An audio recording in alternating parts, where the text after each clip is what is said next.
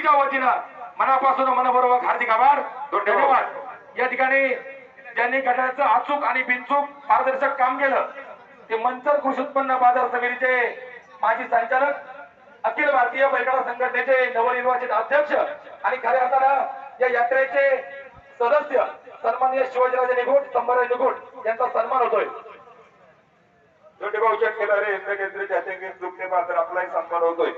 त्याचा अभ्यास सुद्धा करायचा आहे। आदित्य खांडगे तत्पूर्वी या ठिकाणी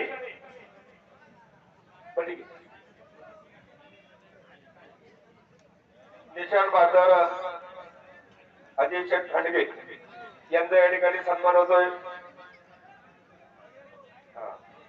विजय तळेकर बैलगाडा संघटना या ठिकाणी